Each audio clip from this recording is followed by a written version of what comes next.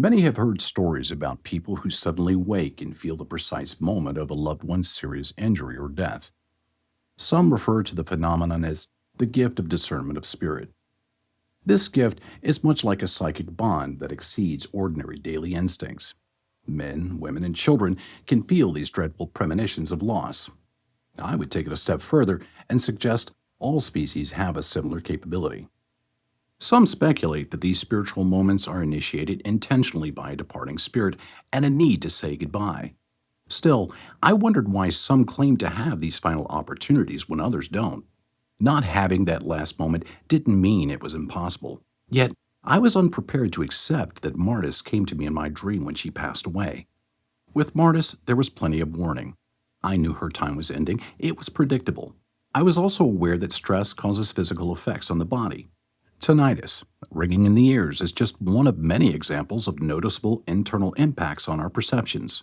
We react through internal biological changes from increased stress, but to have a final farewell before receiving tragic news is mysterious. Those slipping into the realm of death might choose to connect because saying goodbye could be the best and only way to prepare a loved one for that horrible news. In other cases, a final goodbye might not be in everyone's best interest. Whether a person is emotionally resilient or not doesn't appear to matter. It's possible for anyone under the right circumstances to have these final moments, but not having those moments doesn't preclude their existence. Beyond tragic premonitions of death, helpful connections in life must also exist. Entanglements with the spirit of others could lead to numerous meaningful changes in our lives. It might take years before we realize the gravity and impact of such alignments of the soul, or minutes.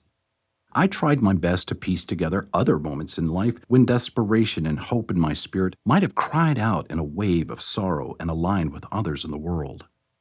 I thought there must have been moments when distant souls outside of my small circle felt my needs and acted in helpful ways. These beings would not say goodbye, they would say hello. Some might call these helpers angels. While that might be plausible, it was also possible that empathetic people felt my emotional calls for help and took some small action that eventually became meaningful. I could have taken many paths while growing up given my unstable environment. I must have had help beyond the dubious influences around me as a child. When I focused on the past, the images and memories that I believed Mardis shared with me were a lifetime of emotions and thoughts. Some thoughts I felt might be mine, but others were unmistakably hers.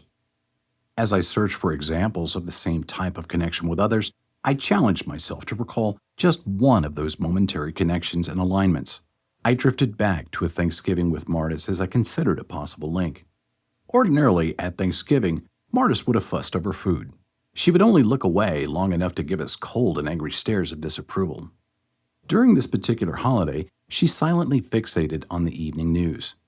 It wasn't like her to remain quiet for so long. Usually, there would be parades of giant balloons on her television for Thanksgiving. That year, we crowded around her tiny black and white television in horror to watch a news story about a place called Jonestown, Guyana, in South America.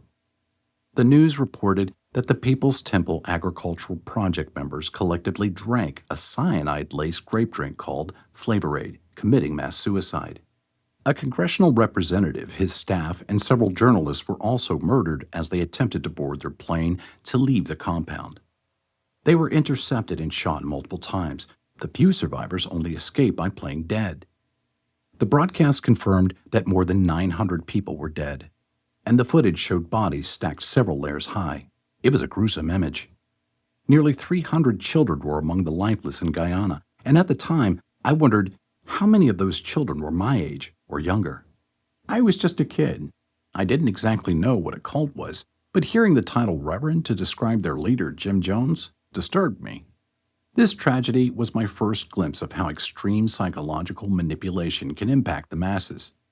It wasn't just the dead at Jonestown. No. Everyone watching and learning about the story for the first time was affected.